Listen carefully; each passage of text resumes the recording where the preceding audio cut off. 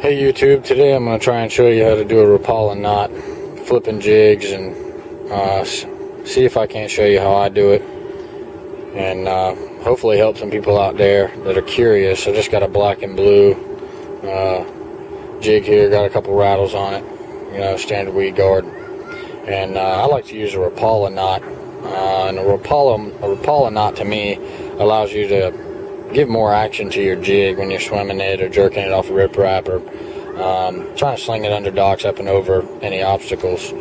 So let's get started. First of all, I use a fluorocarbon line when I'm jigging, and for a Rapala knot, you do an overhand knot, like you see here, and you take the tag end of your line, run it through the jig, come up through your loop,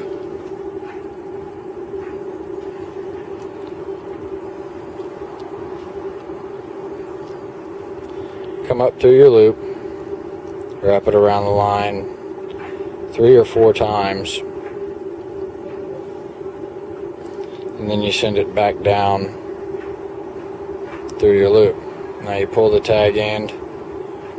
And what you're trying to do is get your loop down to where it's fairly close to the eyelet of the hook.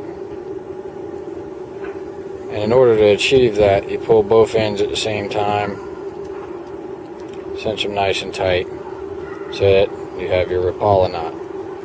And with your Rapala knot, like I said, it creates that loop there so that you can flip and pitch your baits however you prefer. It just gives it a little bit more action to the head. Okay, as you can see here, I have a few targets that I'm going to shoot for, and see if I can't get them in consistently. The equipment I'll be using today is a St. Croix Mojo bass. It's a 6'10" medium power, moderate action. Usually it's a cranking rod. It's one of their target cranking series. St. Croix has about 15 of these different rods for technique specific fishing. So here I've got a dog bowl and a pan, just a little rubber drip pan you change oil with, and you know, I like to hold my jig in my hand, and you know, keep my spool loose, and be able just to guide my bait to whatever I'm flipping. Now, the reel I'm using is a Shimano Curado. It's a 2016 model. It's a 7.2 gear ratio. That way I can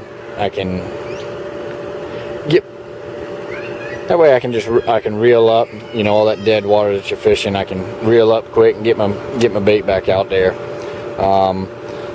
I have to say, I've had the reel and the rod for probably a month, and it's just a great combination in my opinion.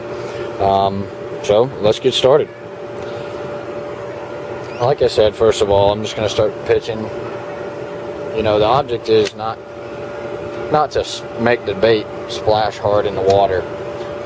You know, you want to just set it in there, and these targets aren't but 10 to 20 feet away.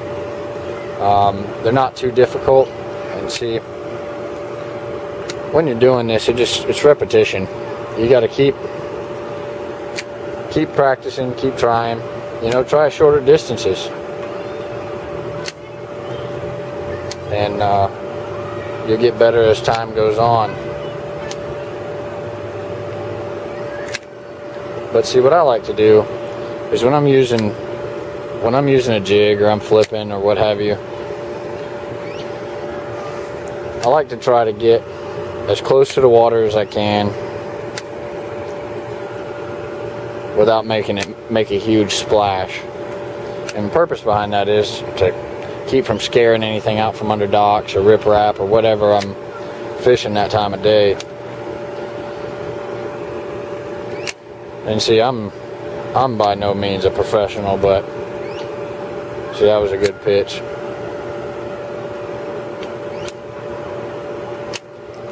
But just simply hold it in your hand, you know, lower your rod tip, and you pick your rod tip up to send the bait to where you want it.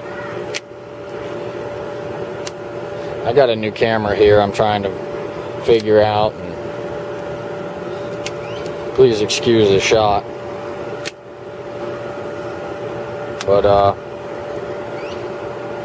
if this video helped, subscribe